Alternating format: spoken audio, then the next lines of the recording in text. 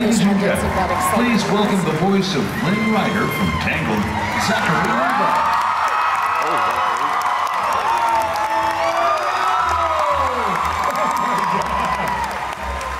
There are so many people in here. I can't believe you all got tickets. Hold on. I don't play piano. Listen. Are you all enjoying your D23 experience so far? I'm sorry, are you all enjoying your D23 experience so far?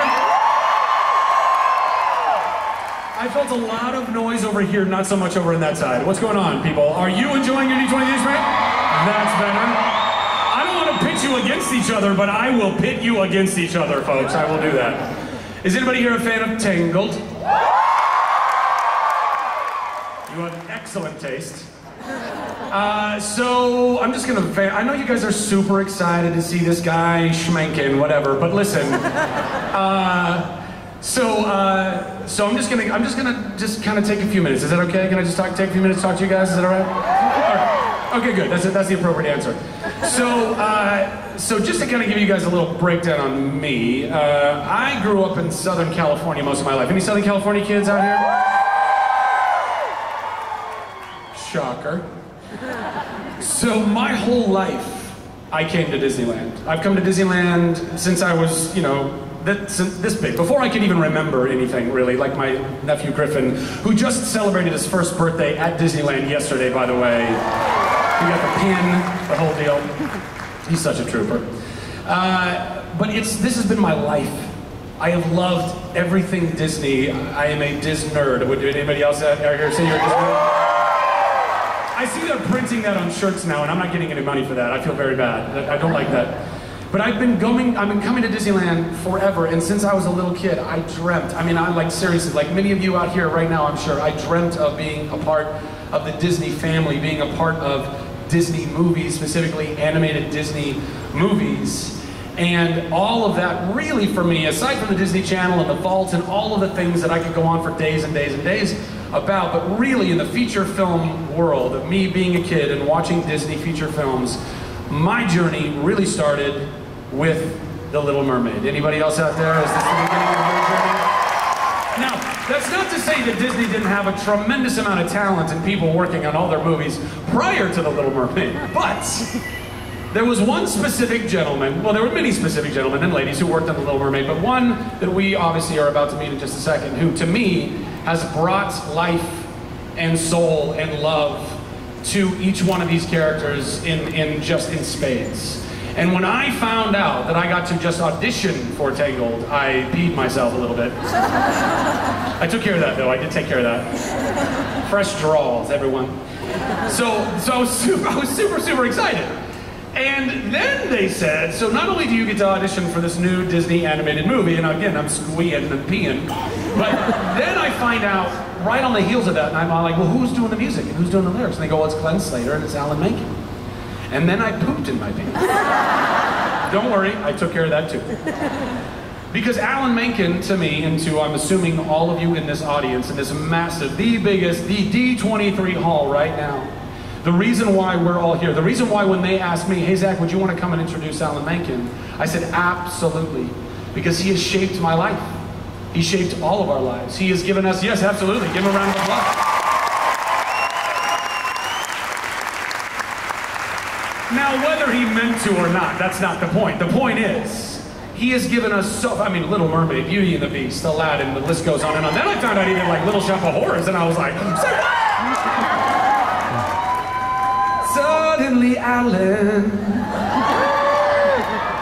is standing beside you. Great. 5 people appreciated that. Thank you very much. Enough already. By the way, you guys like my culottes? Anyway. It's warm out. So anyway, listen. I say all that to say that when I finally got to be a part of Tangled, and I got to see Singing I See the Light and the other various things I got to be a part of, it wasn't just a dream come true that I got to be in a Disney movie. That's huge.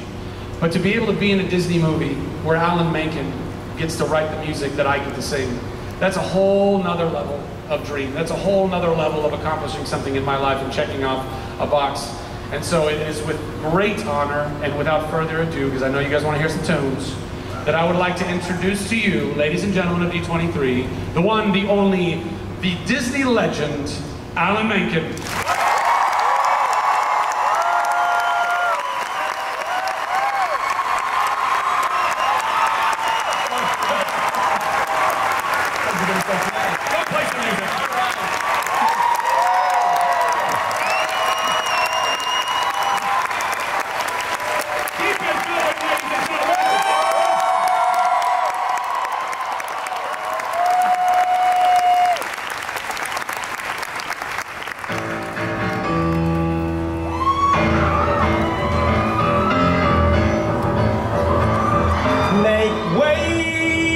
Prince Ali, say hey, it's Prince Ali. Hey, clear the way in the old bazaar. Hey, you let us through, it's a bright new star. Oh, come be the first on your block to meet his eye. Make way, here he comes, ring bells, bang the drums. Are you gonna love this guy? Prince Ali, fabulous he, Ali Ababa. Genuflect, show some respect, down on one knee. Now try your best to stay calm. Brush up your Sunday salam, and come and meet a spectacular coterie. Prince Ali, amorous he, Ali Ababa. Heard your princess was a sight lovely to see. And that, good people, is why he got dolled up and dropped by. With 60 elephants, llamas galore, with his bears and lions, a brass band and more, with his 40 bakers, his cooks, his bakers, his birds that warble on tea. Make way for Prince Ali!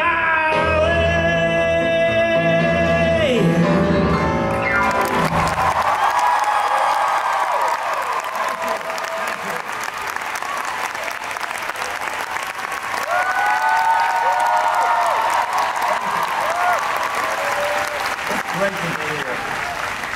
And welcome to my office. And my desk. My awards cabinet. There it is. Look at this stuff, isn't it, Nate? Wouldn't you think my collection's complete? No. Well, I don't know. We'll see. I got gadgets and gizmos aplenty. This is where I write my songs and my scores. And there's stories behind all of them. And tonight's about that. For instance, a triumphant song from Aladdin that I started with, that was actually written on a hospital bed where Howard Ashman was fighting for his life. I brought a keyboard in and we were working right there. It's just the juxtaposition stays with me. And this is one of the stories I want to share with you guys today. My studio, by the way, not unlike my dad's dental office. My dad is a dentist, and above the garage, I grew up hearing, you know, please, no, Dr. Menken. And my studio is actually above the garage of my house. He drills teeth, I compose. But my dad was worried about me as I was growing up. I couldn't concentrate at school, and he said, what's going to happen with you? But I loved classical music. I grew up loving classical music, but I hated to practice. So I was like, learn the first few measures of a Beethoven sonata or something. And sort of my parents out of the room just going, and just making a balancing for the hour. And then my teacher said, Alan, stop learning the pieces. I just playing for an hour. And she said, well, maybe we should encourage this. Then came my love of pop music, and the Beatles, and the Rolling Stones, and Bob Dylan. And I made up songs like this. She's gone, and I wanna die. You know, I'm living a lie. She just stayed if only I had asked. But I know I can't bring back the past. Of course, I was only 11 at the time. There was very little past. But I had that little weariness down. Well, somehow, you know, ADD student, not particularly good, but I got into NYU as a pre-med. And the pre-med part did not last long, but I would go, I'd find the piano practice room and I would just fill notebooks full of songs, just writing songs. It was just all I wanted to do in life.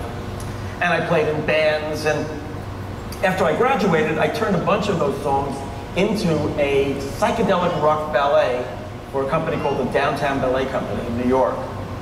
The best thing to come from that was meeting this adorable dancer named Janice Roswich. I fell for her right away. She actually, for some reason, liked this scary-looking guy sitting at the piano. I was, you know, kind of scruffy. Alan and I have been married for 4 years now, and I don't think it's gotten any harder, any easier. He's always been a composer ever since I've known him, and lately, as his career gets further in his career, there's more tension, there's more need and more drive. It keeps building up. That energy keeps building up. And you want to reach a certain level. You want to reach a certain point where we don't have to worry where the net money's going to come in, where he can be assured of work and be assured of an audience. That was a documentary that was done like when we were really young. It was amazing. And I love how the documentary filmmaker, you know, zeroed in on that night. That's what keeps me in line. We were struggling artists together. And I accompanied ballet and dance classes. I coached singers. I wrote songs for musicals. I musical directed club acts, and I performed in clubs. And I wrote songs for Sesame Street. I remember they paid like $135 a song. Like, wow. And I wrote jingles, like this jingle for a pesticide. Get to the root of it, down to the core.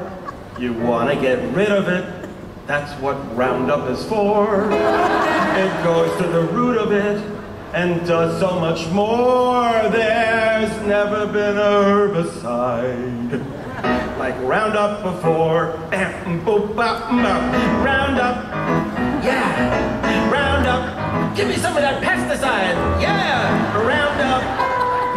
And I joined some of the, I joined the BMI workshop. Thank you. I joined the BMI musical theater workshop, which was taught by a wonderful conductor and composer named Layman Engel. And he studied how musicals are created from the pit of a Broadway show. And how you build a musical that was what that workshop was all about. And in there I composed countless musicals, reviews, honed my craft as a composer and lyricist, struggled to get produced and heard any way I could, somehow. Here's a little slice of life in that workshop. You and I, dancing at parties. You and I and love.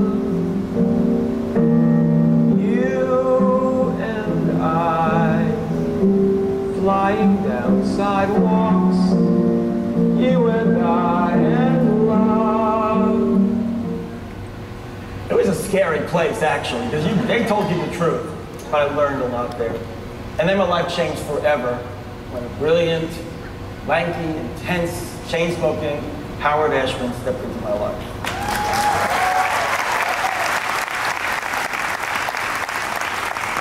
Howard, you know, he was a director and a writer who had his own theater, the WPA Theater, 99-seat theater in downtown Manhattan, 19th Street and 5th Avenue, 3rd floor walk-up, right over the Chopsticks massage parlor. Howard had the rights to do an equity showcase of Kurt Vonnegut's novella, God Bless You, Mr. Rosewater.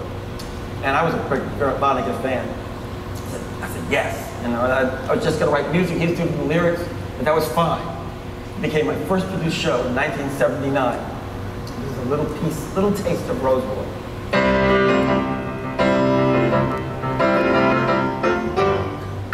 Welcome to a flowing font of truth and good and cash. If you're looking for the lutitude, a flute or cure a rash.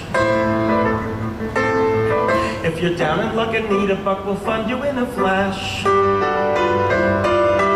Or Barring market crashes, floods, or worse inflation. Barring fiscal flops or fierce devaluation. In a world where next to nothing comes free. Bet you never thought you'd ever live to see. So divine the shrine, divine philanthropy. As the Rosewater Foundation, NYC.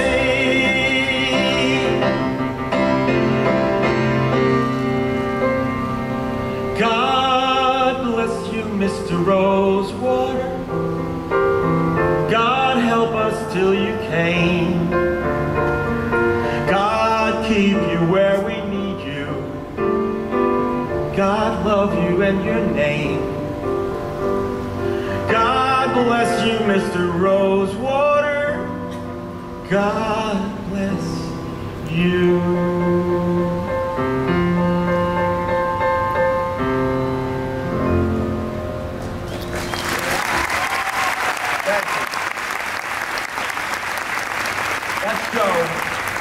Was such a great experience.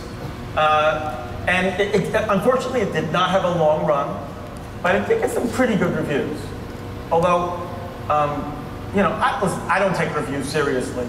I remember there was one review that was not great. This critic was particularly tough.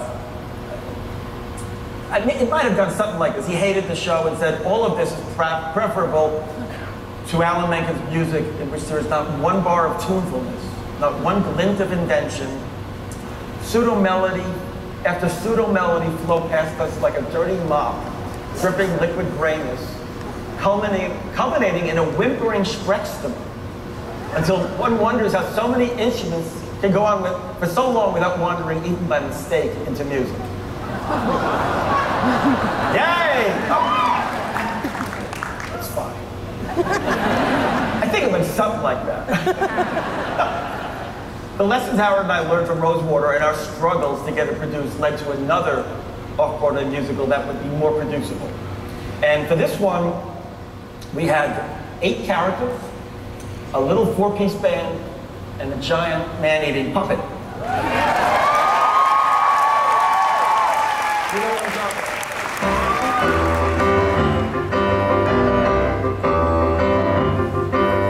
Little shop of horrors, a little shop of terror, call a cop.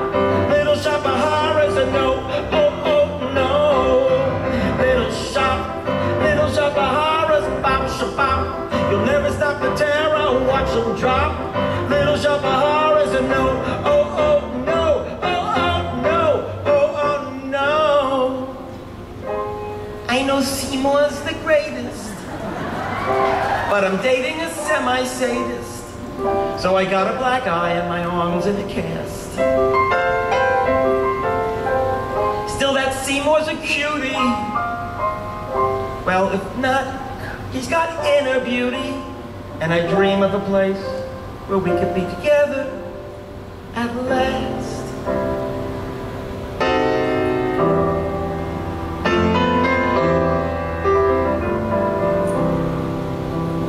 Lift up your head, wash off your mascara. Here, take my Kleenex, wipe that lipstick away. Show me your face, clean as the morning. I know things were bad, but now they're okay. Zach, here's your chance. Suddenly Seymour is standing beside you.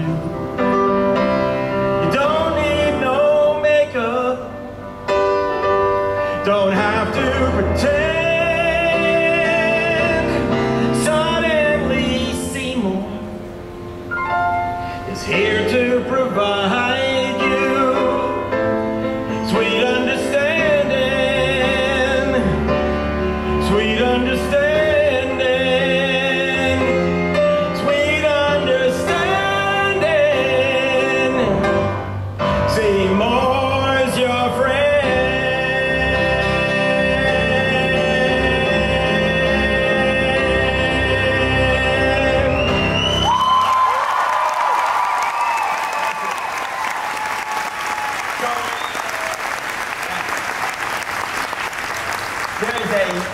As you might know, a leather-jacketed, motorcycle-driving dentist in Little Shop. Yeah. Somewhat inspired by Menken family dentists, because my family is lousy with dentists. My grandfather's a dentist, my father's a dentist, I have uncles and cousins. We're lousy with dentists, but none of them are sadists like Orange Gravel or DDS.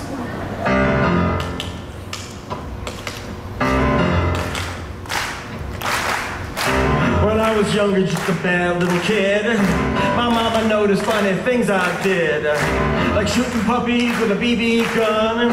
I poisoned guppies, and when I was done, I'd find a pussycat and bash in its head. That's what my mama said. What did she say? She said, my boy, I think someday you'll find a way to make your natural tendencies pay. You'll be a dentist. You have a talent for causing things pain. Son, be a dentist. People will pay you to be inhumane. Your temperament's wrong for the priesthood, and teaching would suit you still less. Son, be a dentist. You'll be a success. Say on. Say on. Say on. Now spin.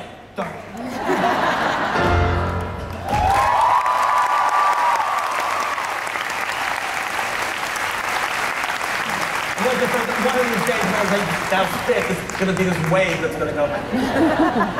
The show finally opened off Broadway. It was a hit with both critics and audiences. And there were lines around the block. And people were saying, you guys got a big green gold mine on your hands.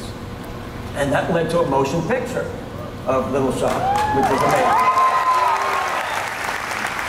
So, let me tell you a story. You want to hear a story about how I lost my first Oscar? Okay, so for the film, we wrote a new song for Audrey too. And it was sung by Levi Stubbs, who was the lead singer of the Four Tops. And we were nominated for an Oscar.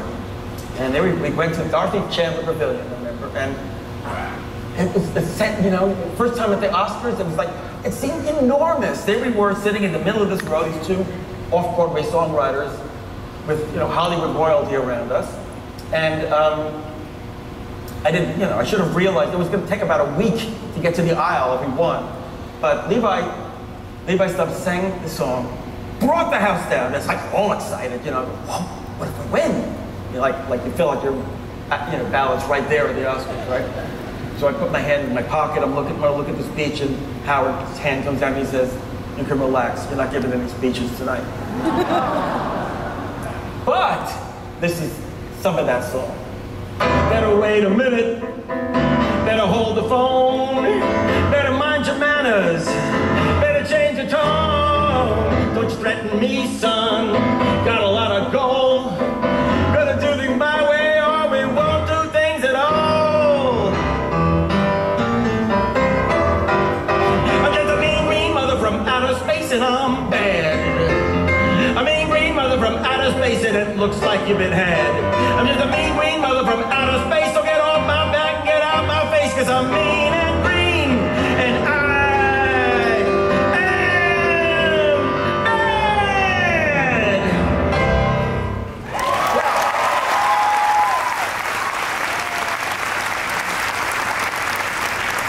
Thanks to the Little Shop movie, Janice and I bought a farm in rural Pennsylvania, and we were spending a lot of time there when our daughter Anna was born, my first daughter Anna, and it was a wonderful, that farm was beautiful, it was wonderful, but those were also really scary times. It was scary because the AIDS crisis had hit, and it was, boy, it was so affecting everybody in the theater, the film industry, artists, it affected the whole world, obviously. But it was very frightening. And I would sit there at the farm with Anna on my lap, and I'd be watching for the first time. The Disney movies were coming out on VHS. On those, you know, and I'd be watching Snow White and Cinderella and Peter Pan and Fantasia and Dumbo, and all these incredible memories came back. And it was the one safe space in the world watching those movies. I just felt it so deeply that whatever else in the world was frightening, I was able to watch that with my daughter, and it was just something so deep. And then I get a call from Howard. He said, guess what? We have an offer to write an animated musical for Disney. You interested? So, wow. I mean, honestly, I was also so excited that Howard now would be writing anything together. Again, I thought so much about the transformative power of these Disney classics, and also the responsibility and opportunity of writing classics that could sit on the shelf beside the great classics. And the impact of that stays with me forever. So the animated we were going to do, and we were doing, had a mermaid in it. And so where did these musical ideas come from? Well, she's in the ocean, and there's the sense of the water flowing.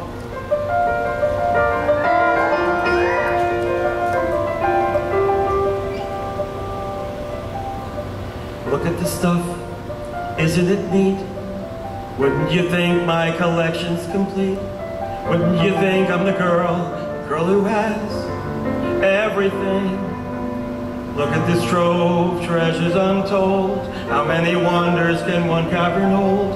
Looking around here you think, sure, she's got everything. I got gadgets and gizmos aplenty. I got who's its and what's its galore. You want thingamabobs? I got 20. But who cares? No big deal. I want more. I want to be where the people are. I want to see them dancing, walking around on those, what do you call them? Oh, feet. Flipping your fins, you don't get too far. Legs are required for jumping, dancing, strolling along down a, what's that word again? Street. Up where they walk, up where they run, up where they stay all day in the sun, wandering free. Wish I could be part of that world. So now, initially, the crab of Sebastian was going to be a stuffy English crab. And Howard said, you know, it'd be so much better if we could maybe have some Caribbean style. There you see her, sitting there across the way. She don't got a lot to say, but there's something about her. And you don't know why, but you're dying to try. You wanna kiss the girl. Sha-la-la-la-la-la, my oh my, look like the boy too shy. Ain't gonna kiss the girl. Sha-la-la-la-la-la, ain't that sad? Ain't it a shame? Too bad you're gonna miss the girl. For our Sea Witch, I went back to my cabaret days. And also Brecht & Weil, German cabaret. For Ursula, who bounces along the bottom of the ocean on her tentacles. I admit that in the past I've been nasty. They weren't kidding when they called me Willow Witch.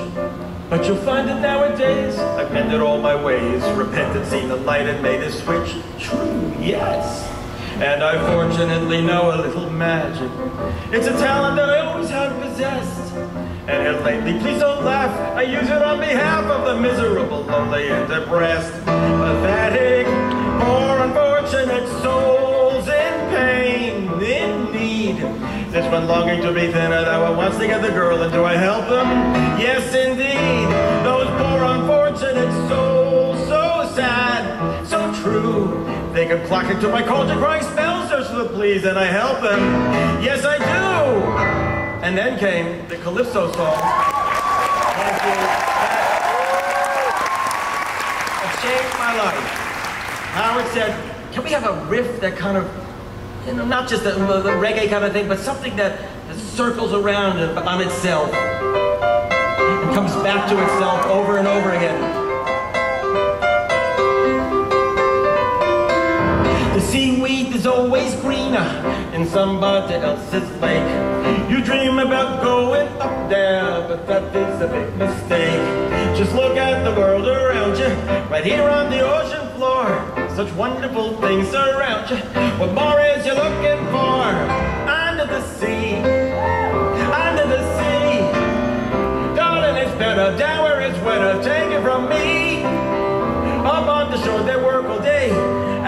sun to slave away. Each little clammy, nowhere to jam it under the sea. Each little sluggy, cut into rugged under the sea. Each little snaily, nowhere to whale it. That's why it's hotter under the water, yowie and lucky, down in the mucky under the sea. Yeah.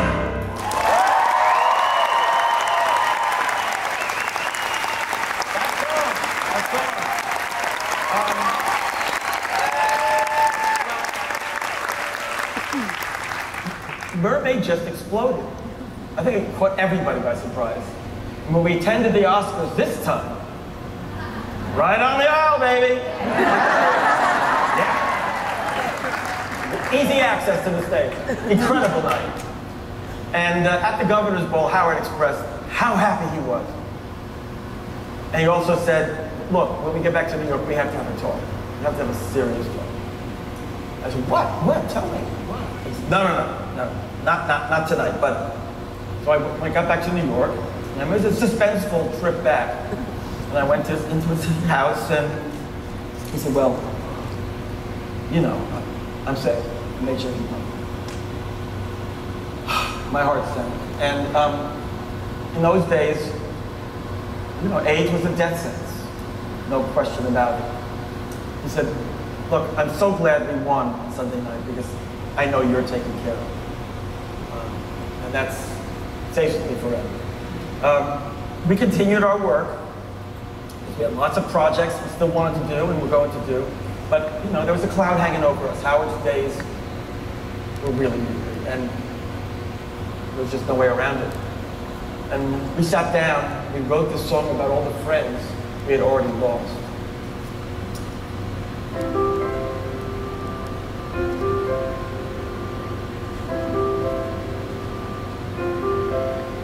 With a corner to catch the subway, and a corner to buy cigars, and a corner to wait for the Times to come out, and a corner to lean on cars.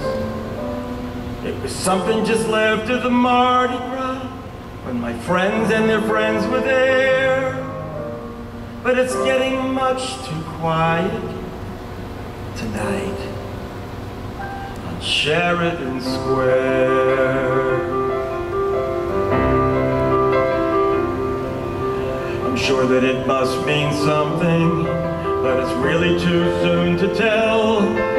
When somebody's getting famous, well, nobody's getting well. And you can send my regrets to the party. I'd like to make it, but just don't dare. And why is it still so quiet tonight on Sheridan Square? Johnny and Steve and Martin, and a list that goes on too long. Dennis and Bill and Barry, you're the reason I wrote this song. As some of the boys have panic, but none of the boys leave town. They say we're on the good ship Titanic. We're gonna sing till the boat goes down. And if it ended before it started, no one told us that life is fair. And why is it still so quiet tonight on Sheridan Square?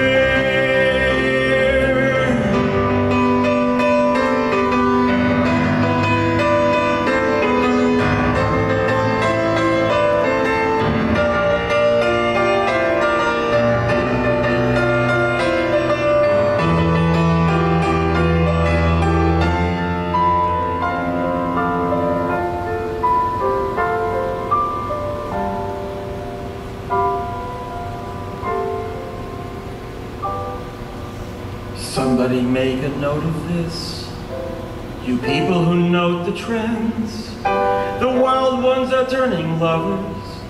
Lovers are turning friends. And if some good rises out of everything, then the phoenix is rising there. In the eyes that are scared but softer tonight on Sheridan Square.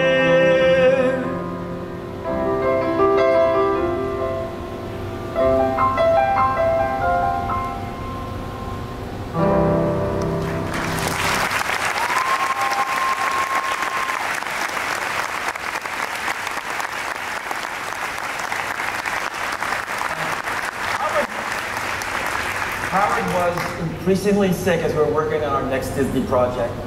And through it all, we were coming up with ambitious ideas, such as starting our next project with a true piece of musical theater. There's like a 6 or 7 minute opening number.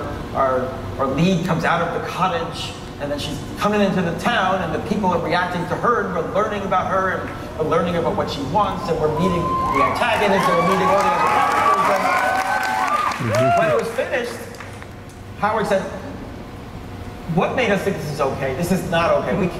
We can't send this on to Disney. This is not, this is not what they want. They're going to laugh at us." I said, "No, I think it's good. Let's send it." Anyway, we sent it, and wow, I mean, it was a total game changer. Here's a glimpse of Howard actually working with our bell, Paige O'Hara. Quiet. I don't mean quiet. You know what I mean? Mm-hmm. So it's got the same value, but it doesn't have to be turned. Yeah. So quiet. Yeah. Provincial. You want chill, right? Provincial. It's a very provincial town. Mm-hmm.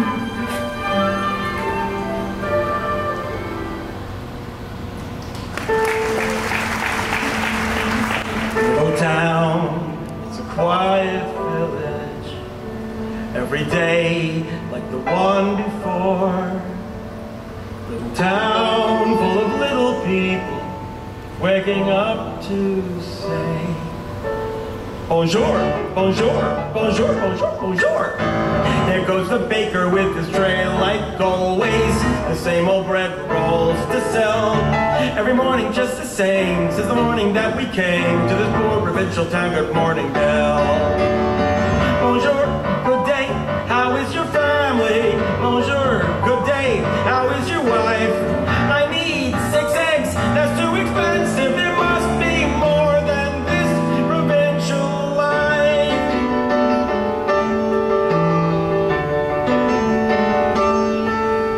I could barely breathe from laughing when Howard put this lyric in front of me. No one's slick as Gaston. No one's quick as Gaston. No one's next as incredibly thick as Gaston. For there's no man in town half as manly. Perfect, a pure paragon. You can ask any Tom, Dick, or Stanley, and they'll tell you whose team they prefer to be on. No one's been like Gaston, a kingpin like Gaston. No one's got a swell cleft in his chin like Gaston. As a specimen, yes, I'm intimidating. My, what a guy, that Gaston! Give 5 hurrahs, give 12 hip hips. Gaston is the best, and the rest is all drips. So when we were coming around to write a new song for Belle to sing, or Belle to be sung to, by the way, but she's being served dinner, and the household objects are going to sing to her. So Howard said, look, I want it to be like a French musical feel. So I said, okay, look, I'll give you just a simple dummy piece of music. You write the lyric, and then I'll give you the real music. So I just, did like sort of the first thing that came off the top of my head, just to get that basic. Okay,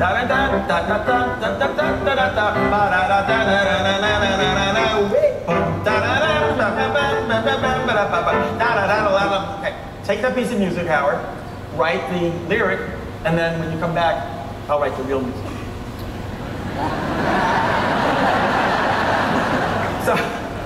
So we came back with the lyric, be our guest. Okay, great. Great. Howard, forget about that music now. Here it comes. Okay. Be our guest, put our service to the test. Wait. Be our guest, put our service to the test. Tie your napkin around your neck. Okay. Be our guest, put our service to. No. It had to be that dumb piece of music. It was, it set the tone, and it got out of the way of Howard's brilliant lyric.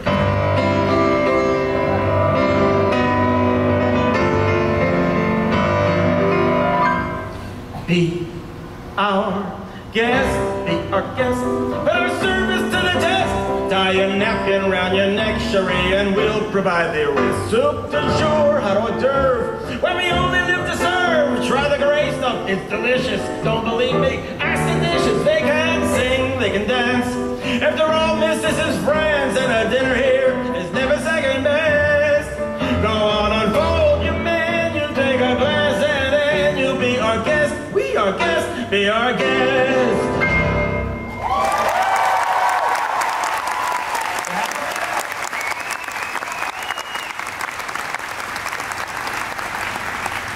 passed away 6 months before Beauty and the Beast was completed. I don't even know if he knew whether it would be a hit or not. He was not around to know that we had a chart hit song with Celine Dion and Peebo Bryson, that we won Grammys. We won Oscar for Best Song as well as Score. And we were the first and only animated movie ever nominated for the Oscar of Best Picture.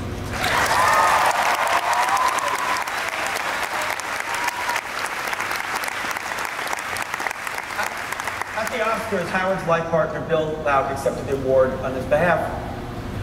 I came across this work tape of Howard and me working together on the next song. I want to share it with you.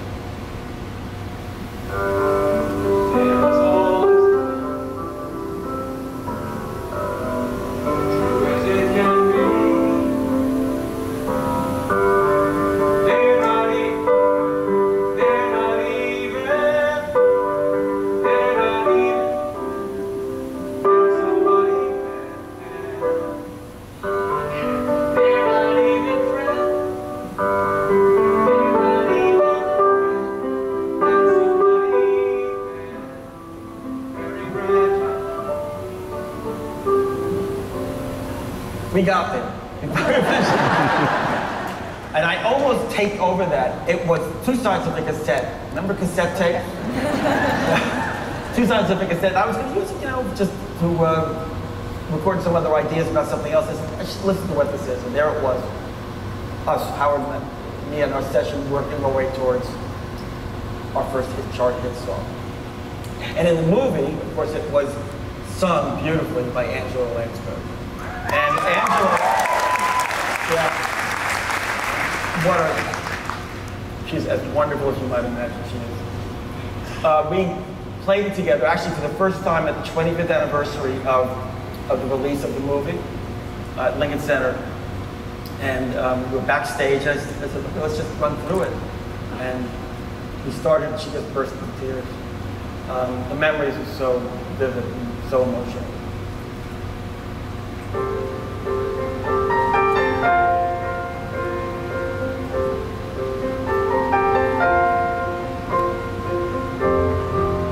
As old as time, true as it can be,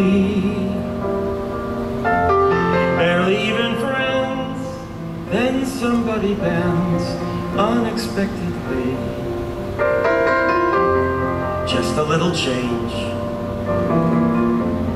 small to say the least, both a little scared, neither one prepared, Beauty and the Beast. Ever just the same, ever a surprise, ever as before, ever just as sure as the sun will rise.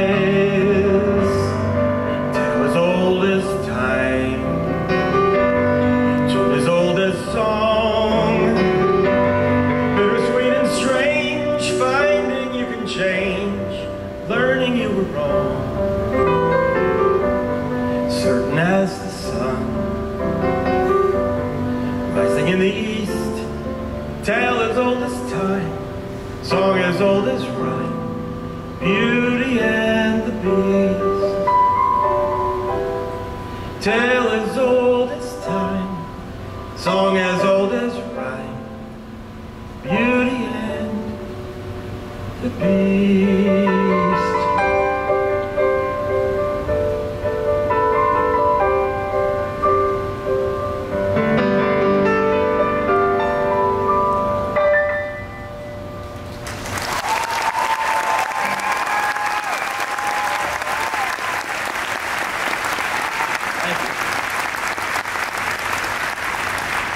Backstage at the Oscars, there I am, big night, 2 statuettes, amazing. And I'm in the press room. And one of the reporters says to me, Alan, how does it feel to win the Razzie Award for Worst Song of the Year? What? Yeah, from Newsies.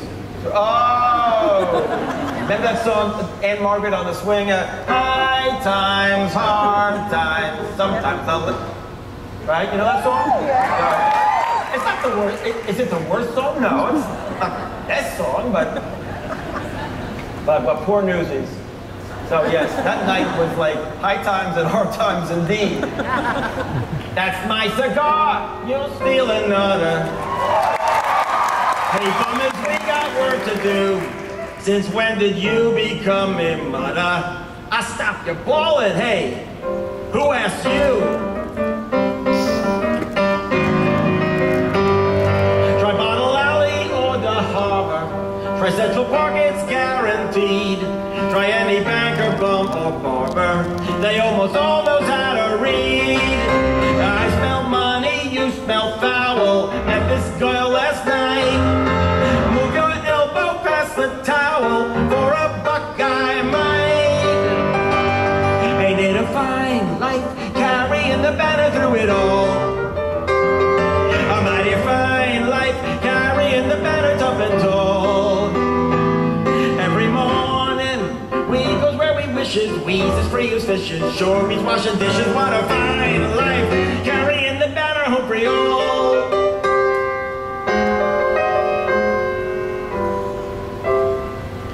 For our lead, we had this young actor, 15-year-old boy named Christian Bale. He was great. He hadn't sung before, not professionally, but he learned this song and he got it. They say folks is dying to get here. Me, I'm dying to get away to a little town out west that's spanking new. And while I ain't never been there, I can see it clear as day. If you want, I bet you could see it too. Close your eyes, come with me, where it's clean and green and pretty. And they went and made a city out of clay. Why, the minute that you get there, folks will walk right up and say, welcome home, son, welcome home to Santa Fe. Planting crops, splitting rails, swapping tails around the fire, except for Sunday when you lie around all day. Soon your friends are more like family, and they's begging you to stay. Ain't that neat, living sweet in Santa Fe? Don't you know that we were family? Would I let you down? No way. Just hold on, kid, till that train makes Santa Fe.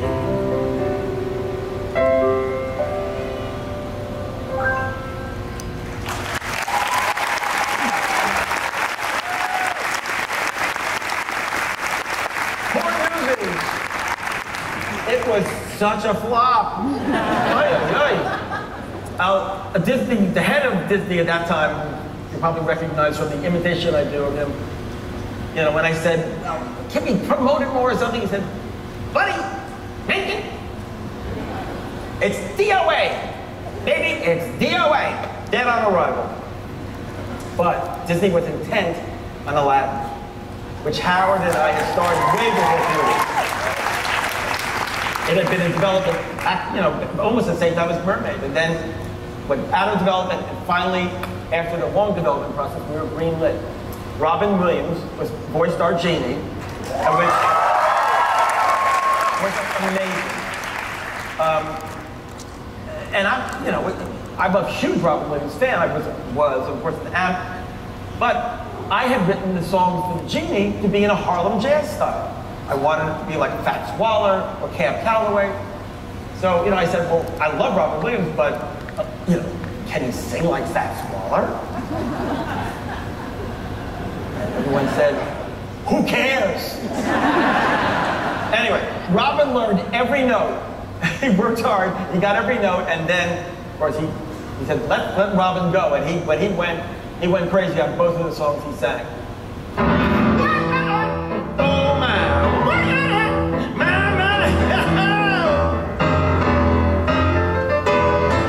Well, Alibaba had them 40 thieves, Scheherazade had 1,000 tales.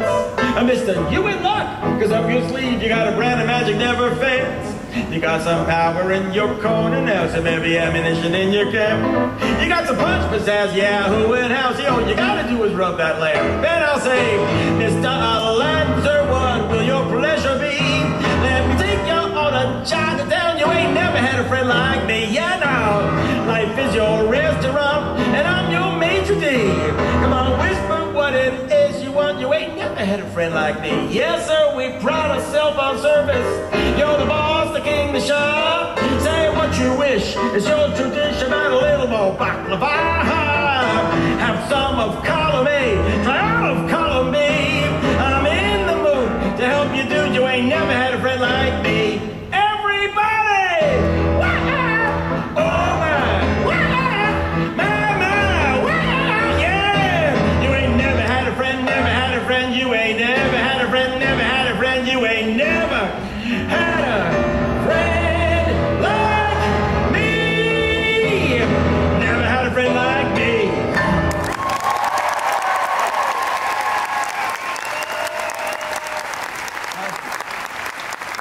Were you actually singing? Please, I want to hear it. Okay, good. That's good. Since Aladdin went through so many changes, by the time the film was back on track, Howard was gone. And I was faced with the daunting prospect of finishing the film without him. And after the failure of Newsies, my confidence was a little shaken. What would my career be like without my genius collaborator, Howard Ashman? And Disney encouraged me to try working with someone new on a song that was at the very heart of Aladdin. The stakes were high, I was nervous, and we moved forward. And I sat down with famed lyricist Sir Tim Rice and attempted my first Disney animated song without Howard. And it went like this.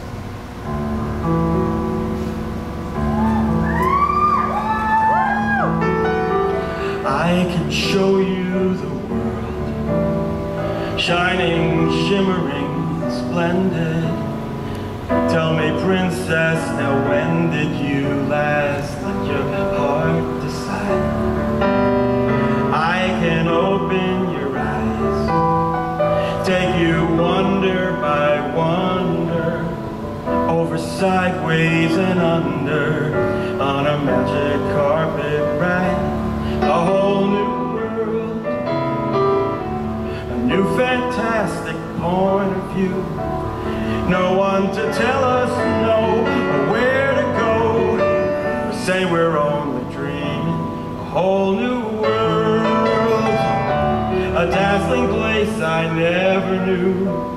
But now from way up here, it's crystal clear. Now I'm in a whole new world with you.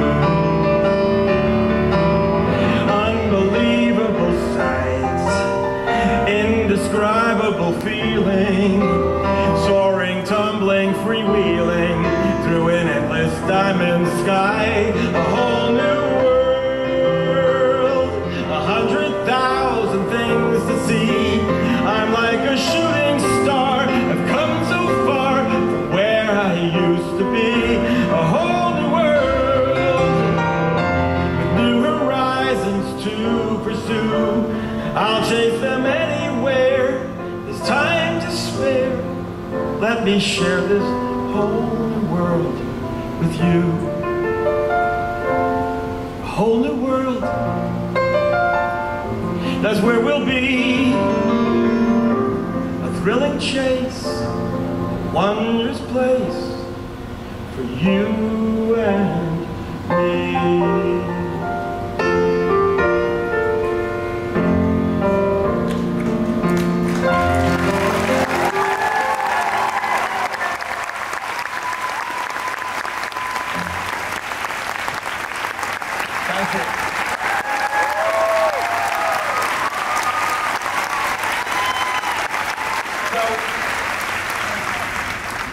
after that, I mean, you know, with the success of that song, my life was heading up in a whole new world.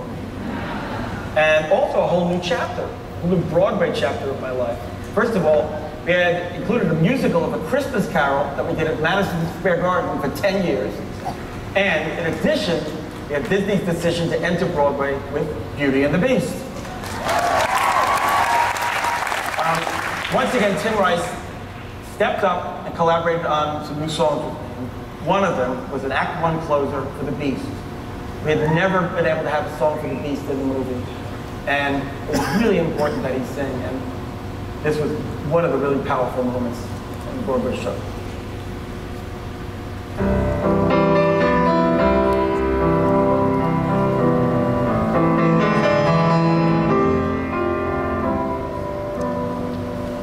And in my twisted face, there's not the slightest trace of anything that even hints at kindness.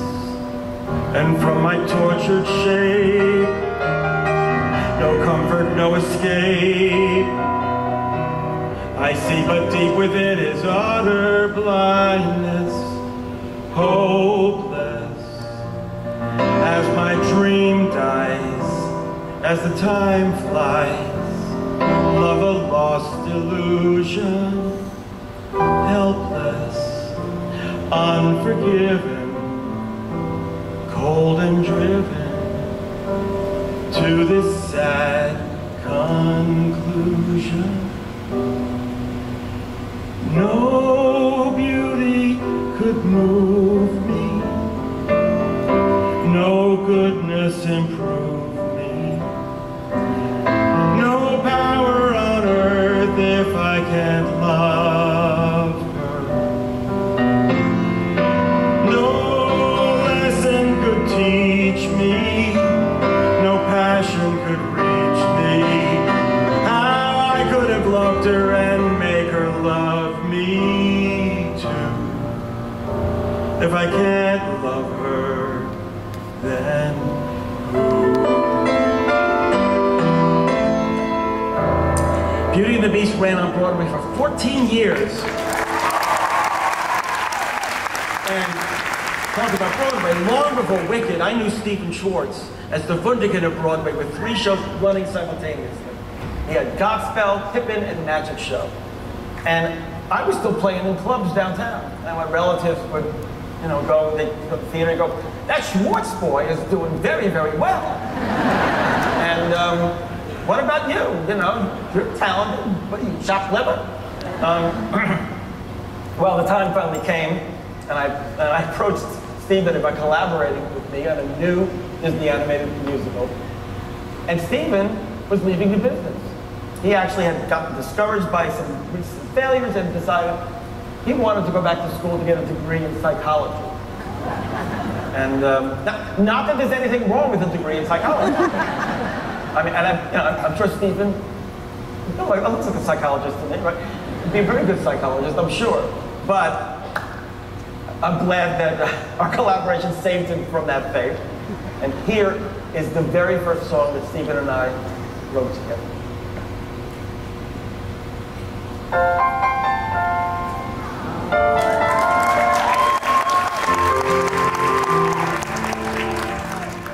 You think you own whatever land you land on. The earth is just a dead thing you can claim. But I know every rock and tree and creature has a life, has a spirit, has a name. You think the only people who are people, the people who look and think like you. But if you walk the footsteps of a stranger, you'll learn things you never knew, you never knew. Have you ever heard the wolf cry to the blue corn moon? Or asked the grinning bobcat why he grinned? Can you sing with all the voices of the mountain? Can you paint with all the colors of the wind? Can you paint with all the colors of the wind?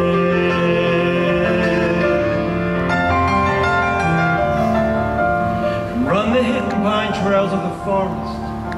Come taste the sun-sweet berries of the earth. Come roll in all the riches all around you. And for once, never wonder what they're worth. The rains storm and the river are my brothers.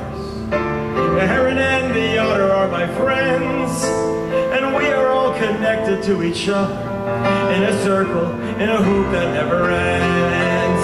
How high does a sycamore grow?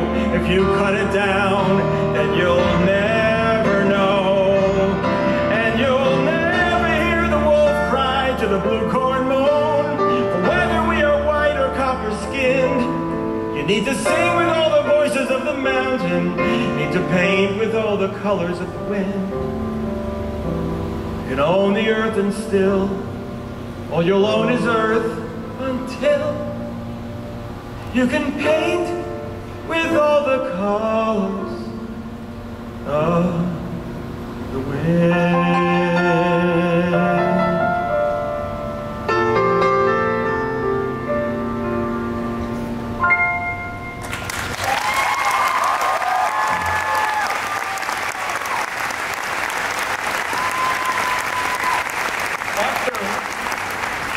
After Pocahontas, Disney decided to cover even more serious subject matter with myself and Stephen on Hunchback of Notre Dame.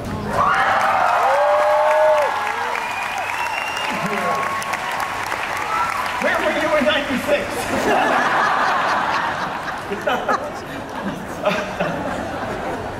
This remains one of my all-time favorite scores.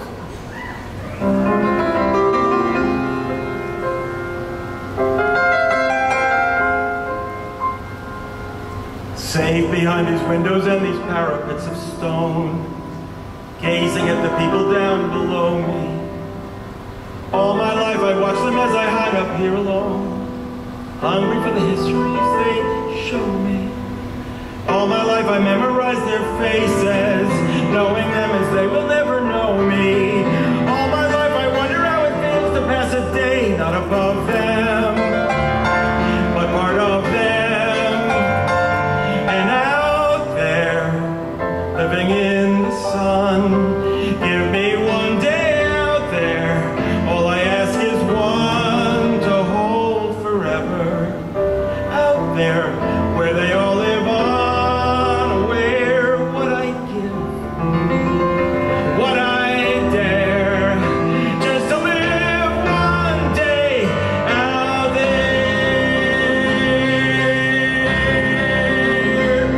out there among the millers and the weavers and their wives. Through the roofs and gables I can see them. Every day they shout and scold and go about their lives, heedless of the gift that is to be them. If I was in their skin, I'd treasure every instant. Out there, strolling by the Seine, taste the morning out there, like ordinary men who freely walk about there. Just one day and then I swear I'll be content with my share. Won't resent, won't despair, old and bent, I won't care. I'll have spent one day out there.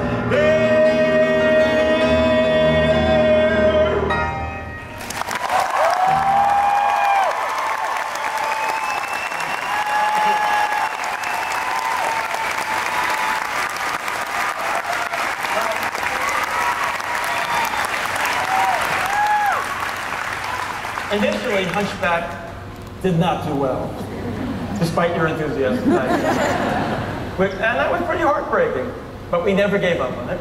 Shortly after the animated film, we actually had a production, a stage adaptation of Hunchback that opened in Berlin, and Der Glockenturm von Notre Dame. And we were actually at Potsdamer Platz, right, the wall had come down, and we were at this theater, Stella Theater was called, Potsdamer Platz. Right, we were like within spitting distance of Hitler's bunker. And I don't know about you guys, but nothing screams musical theater to me like Hitler's bunker, right? Hunchback's reputation grew. And more recently, we rewrote it into a production that is now playing all around the world. And I'm so blessed. Yeah. I can't wait. Have any of you seen it? Well, I'm so blessed that so often my babies get a second or even third life. And after Hunchback, I was ready for a total change of pace and was handed a golden opportunity with this next one. Tony Award-winning lyricist David Zippel collaborated with me on a gospel-inspired score.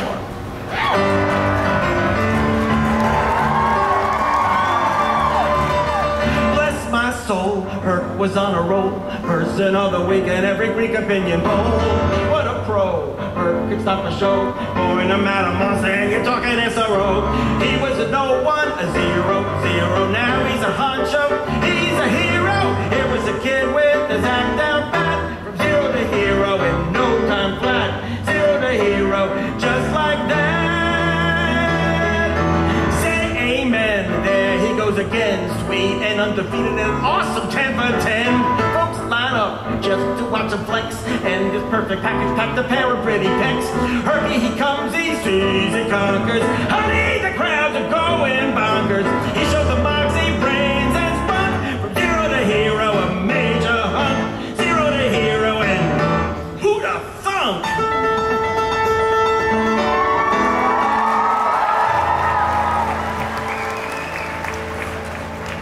I have often dreamed of a far-off place where a hero's welcome would be waiting for me, where the crowds will cheer when they see my face, and a voice keeps saying, this is where I'm meant to be.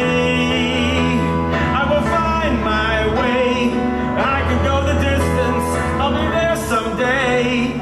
If I can be strong, I know every mile will be worth my while. I would go most anywhere to feel like I belong.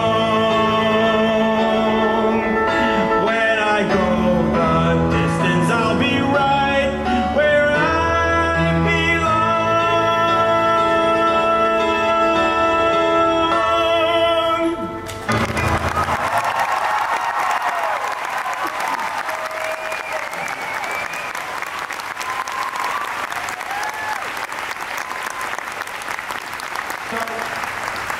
Not long after that, I was asked to a dinner by some Disney Animation executives to discuss my next project. And it was really exciting. I mean, I'd done 6 animated films, and they were each one fantastic. And I just couldn't wait to know what. Okay. It's a Western from the point of view of cows.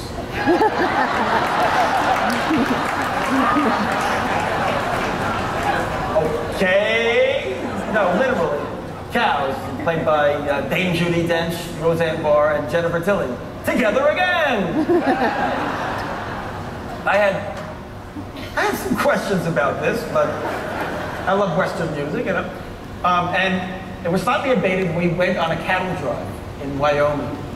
And it was amazing. I loved it. But I gotta say, you haven't lived until you've seen a bunch of animators on horseback, basically riding their horses into the cows. Come on, cow!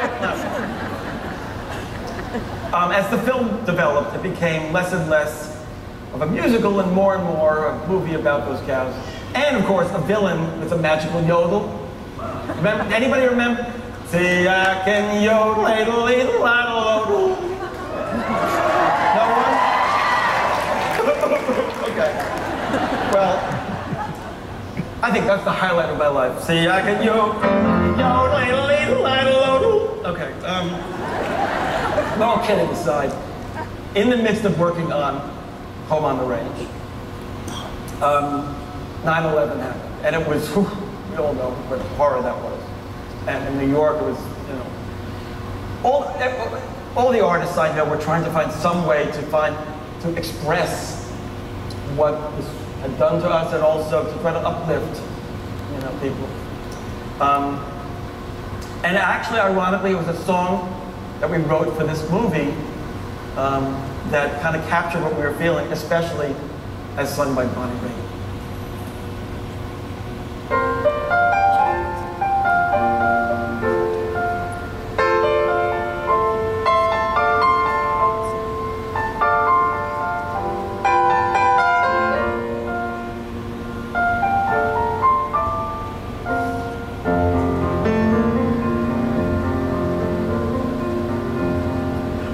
is pouring down like the heavens of hurting. Seems like it's been dark since the devil knows when.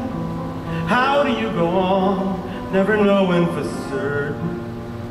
Will the sun ever shine again? Feels like it's been years since it started to thunder. Clouds are camping out in the valley and glen. How do you go on when you can't help but wonder? Will the sun ever shine again? What if the rain keeps falling? What if the sky stays gray? What if the wind keeps squalling and never go away? Maybe soon the storm will be tired of blowing. Maybe soon it all will be over, amen. How do you go on if there's no way of knowing? Will the sun ever shine? Wish I could say, send me a sign, one little ray. Lord, if you're listening, how long until then? Will the sun ever shine again?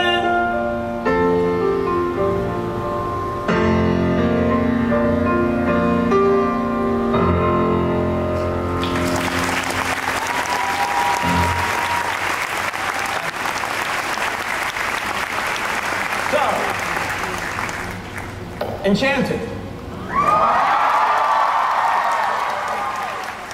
Enchanted was long in development at Disney, and it was such a great idea. I mean, an animated ingenues transported into our modern world. It's like we salivate with an opportunity like that. The storytelling and the opportunities for humor and emotion. And the project was on early, and I was on it. We'd written a big opening number, and then it was not on, and went back into development, and then it was back on, then it was development, and then it came back. But I heard through the grapevine they were looking for other songwriters to write parodies of Disney songs. And I thought, okay, well, I mean, I could write parodies of Disney songs. But okay. And then, as luck had it, the director, Kevin Lima, met with me, and I was back on the project. Stephen Schwartz and I wrote this together, and the general idea of how we were going to organize the score was he sort of started really early in the music that was very much like Snow White in the early days of Walt, and then had to sort of move forward in time with each song. So we start, in that early Walt period. I've been dreaming of a true love's kiss, and a prince I'm hoping comes with this. That's what brings ever after rings so happy. And that's the reason we need lips so much, for lips are the only things that touch. So to spend a life of endless bliss, just find who you love through true love's kiss. And then maybe some Cinderella period in those cheerful cleanup songs. Come, my little friends, as we all sing a happy little working song. Merry little voices, clear and strong. Come and roll your sleeves up, so to speak, and pitch in. Cleaning crud up in the kitchen as we sing along. Drill a cheery tune in the tub as you scrub a stubborn mildew stain. Pluck a hairball from the shower drain to the gay refrain of a happy working song. A happy working song. And then a little further along, a parody of me. How does she know that you love her? How do you show her you love her? How does she know that you really, really, truly love her? It's not enough to take the one you love for granted. You must remind her, or she'll be inclined to say, how do I know? How do I know he's mine? Well, does he leave a little note to tell you you are on his mind? Send you yellow flowers when the sky is gray. Hey, he'll find a new way to show you a little bit every day. That's how you know. That's how you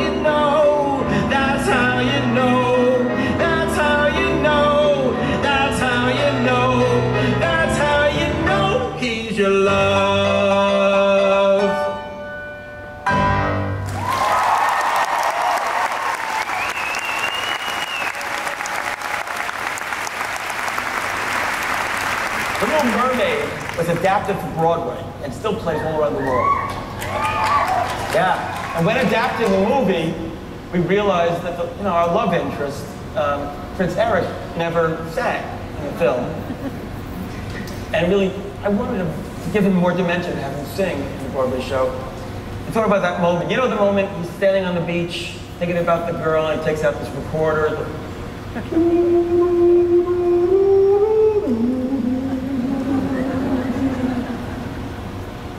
So I think there's a song in there.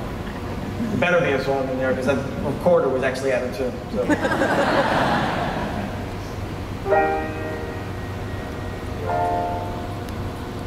Where did she go? Where could she be? When will she come again? Calling to me, calling to me, calling to me. Somewhere there's a girl who's like the shimmer of the wind upon the water. Somewhere there's a girl who's like the glimmer of the sunlight on the sea. Somewhere there's a girl who's like a swell of endless music. Somewhere she is singing and her song is meant for me. And her voice, it's sweet as angels sighing. And her voice, it's warm as summer sky. And that sound, it haunts my dreams, it spins me round till it seems I'm flying. Her voice,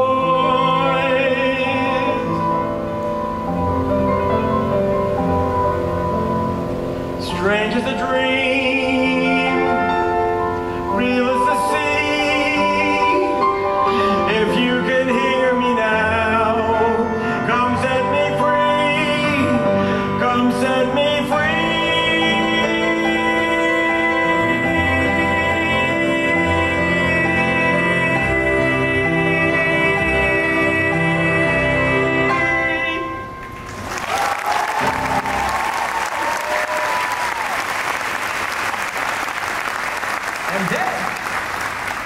But there's more! But then came a Disney animated film with another princess, this time with lots of spirit and really long hair.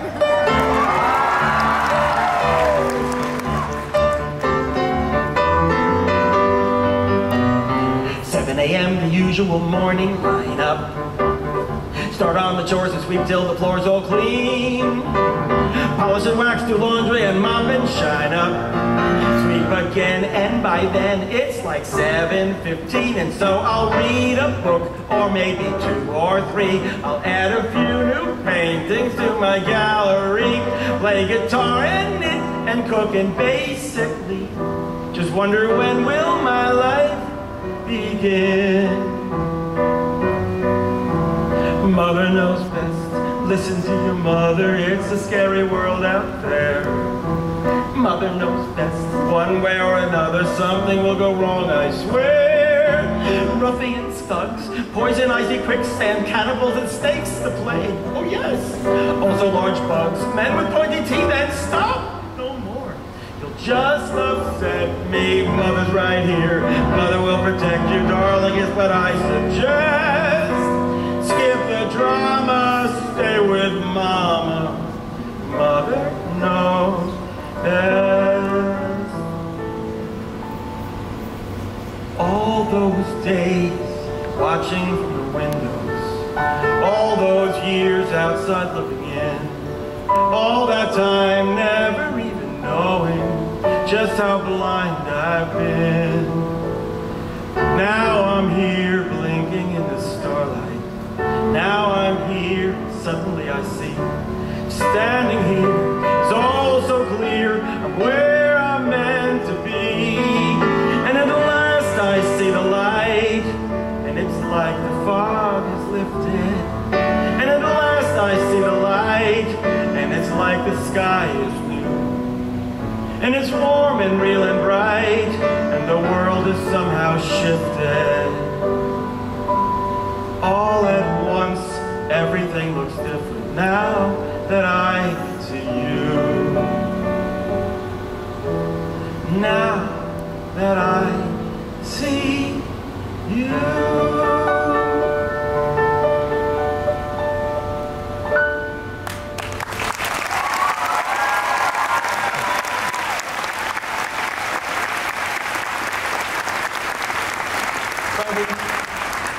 Our Tangled team, the creative team, said we love working together. Glenn Slater, our lyricist, and Dan Fogelman, the book writer, said, let's look for a TV series we can do together. And we had this concept, and Dan Fogelman started to develop it, and over 60 songs, 18 episodes for Gallivant. Way back in days of old, there was a legend told about a hero known as Gallivant. Square jaw and perfect hair, cojones out to there. There was no hero quite like Gallivant. Tough, plus every other manly value. Mess with him, he disembowel, yay! He ruled in every way, a very tough cliche, and people called him Gallivant. One tiny problem soon would arise. Richard, a nearby king of wealth and stature, he watched Madalena, lost in his eyes, and he asked her for her hand. What more like a demand? What more like had his henchman snatch her? Which brings us to today, the royal wedding day. No one can stop it now but Gallivant. For Madalena waits behind King Richard's gates for the arrival of her Gallivant. Now, at last begins our true adventure, epic, wild, a real butt clencher. So, huzzah and tally-ho, sit back and here we go, a time to tell of Gallivant.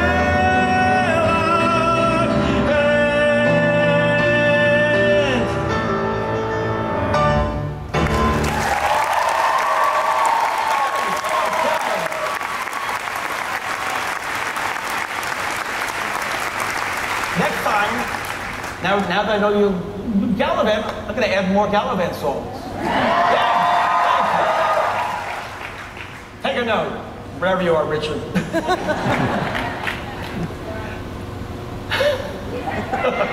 I've had a chance to write specialty songs for some diverse projects.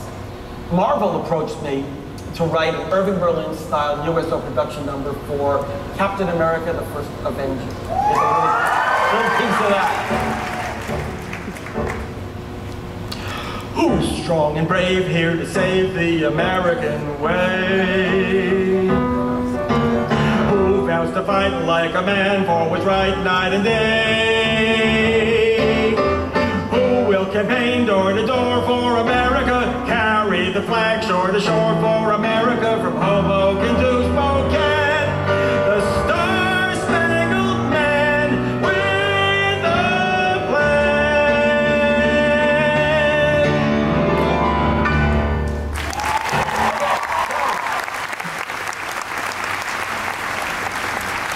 In 2012, I actually had 3 shows on Broadway at the same time. Sister Act. Thank you. Leap of Faith. Wow, well.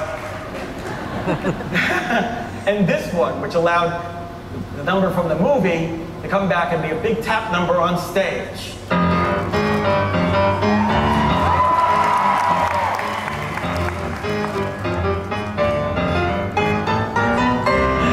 New shoes with matching laces, permanent box at the Sheep's Head races, porcelain tub with boiling water, Saturday night with the mayor's daughter. Look at me, I'm the king of New York. Suddenly, I'm respectable, staring right at you, lousy with stature, nobbing with all the mucketing mucks. I'm blowing my dough and going deluxe, and there I be. Ain't I pretty? It's my city. I'm the king of New. Look and see. Once a biker, now a striker. I'm the king of you. Victory, front page story, guts and glory. I'm the king of New York. Newsies. Can you believe it? Newsies. with a feather. But Razzie Award for Worst Song, then the Tony Award for Best Score. That's great.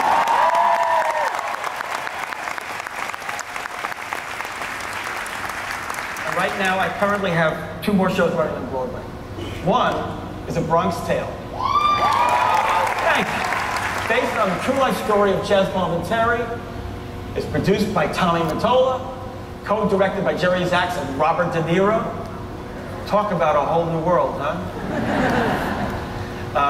The score is an homage to all those early 60s songs you hear in the Belmont Avenue section of the Bronx. And in the show, 12-year-old Calogero Calogero's life is transformed and the world opens up to him, showering him with good fortune. He likes it.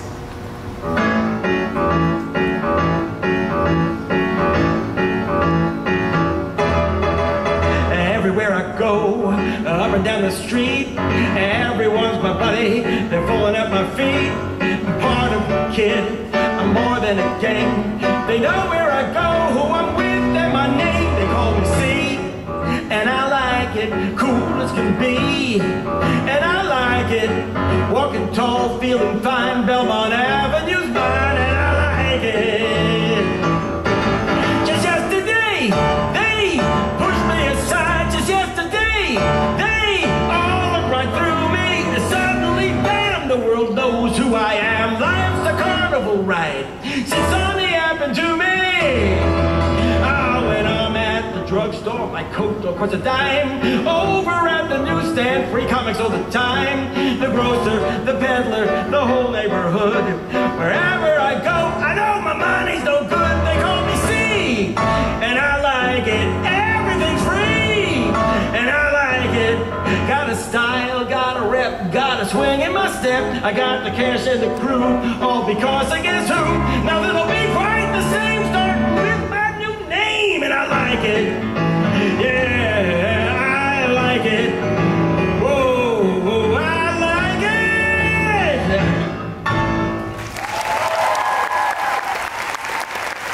When you're in New York, come to see Bronx Tale. You'll like it.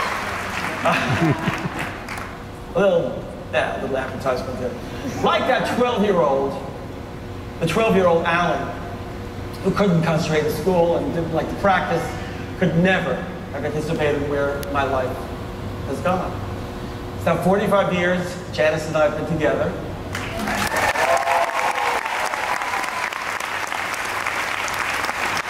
That night, you know, really,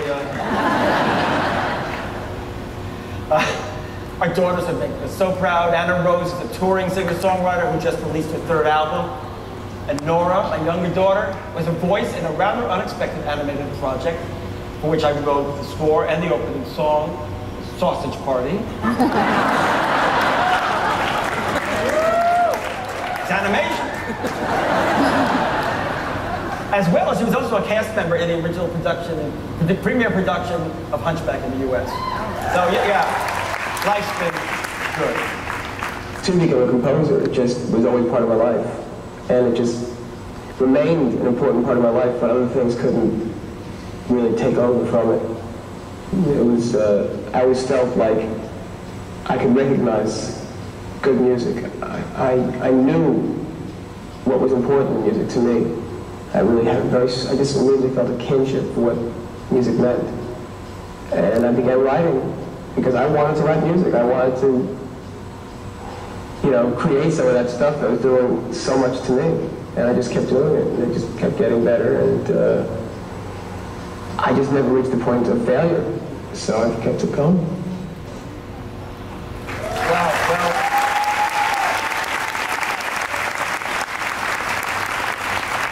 it's a little hard to take seriously what anyone says wearing those aviator glasses I said. Maybe that'll come back someday. The other show I have running on Broadway right now is Aladdin.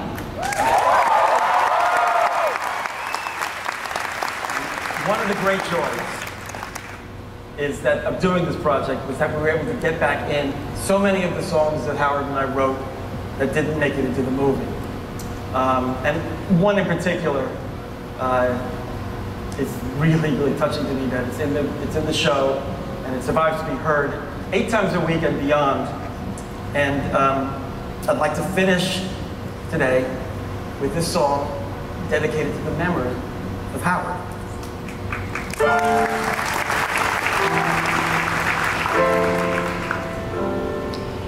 Proud of your boy, I'll make you proud of your boy.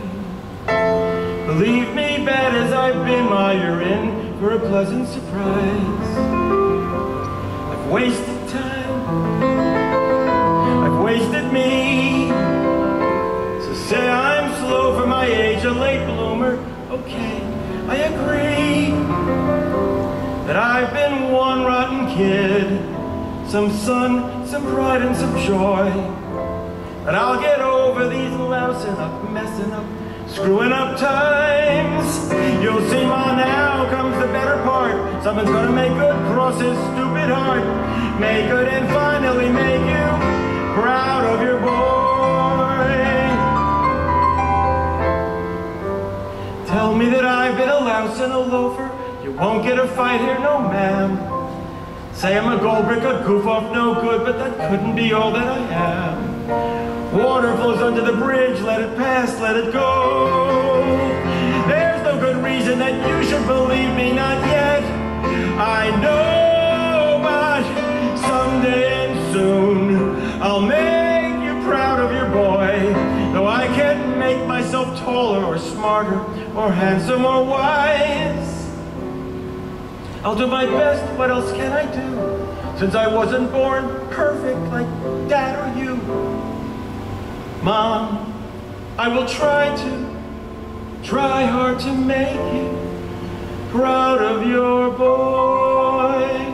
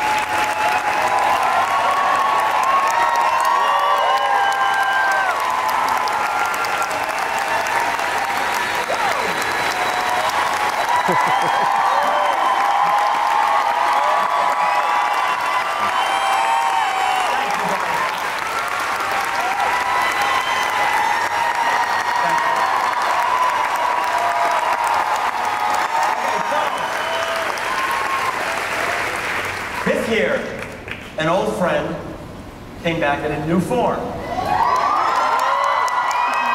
Can anyone see the live-action Beauty and the Beast?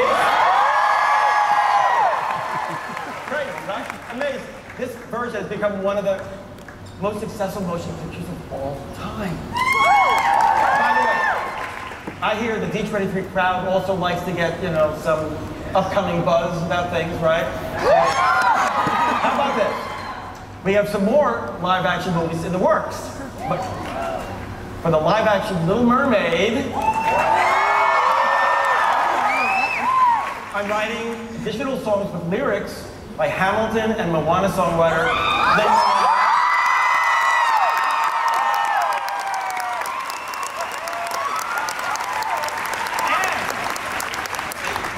For the new songs in the live-action Aladdin, my lyricists are the amazing young talents who this year won the Oscar for La La Land and Tony for the Irwin Menken, Ben Patrick and Justin Paul. For Beauty, I return to my esteemed collaborator, Tim Rice, for the film's new songs.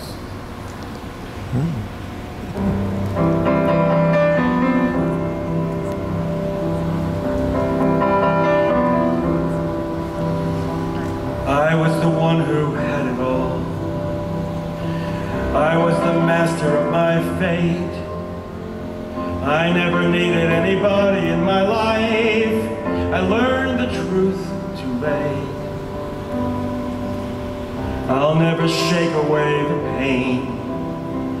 I close my eyes, but she's still there. I let her steal into my melancholy heart. It's more than I can bear.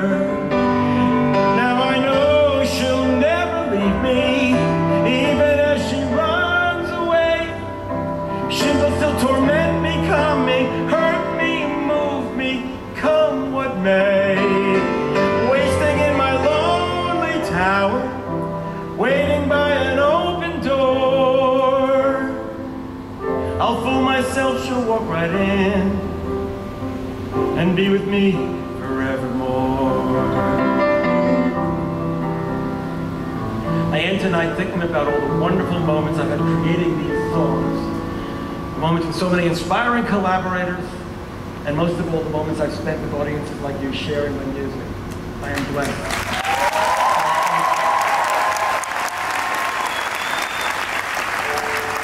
How does a moment last forever?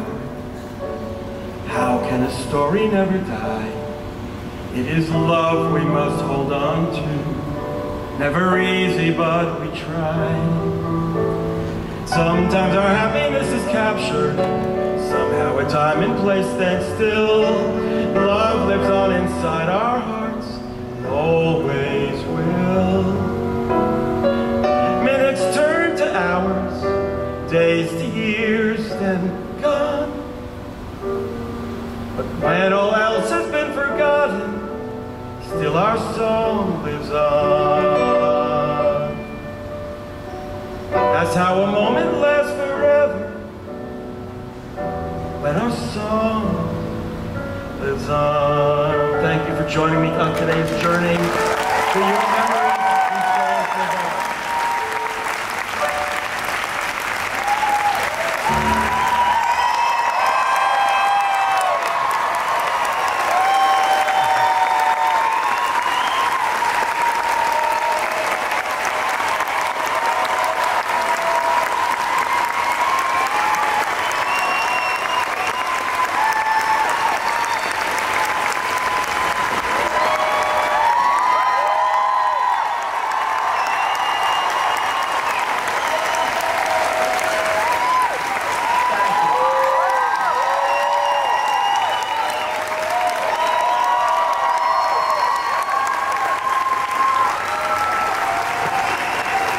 Thank you for joining us today.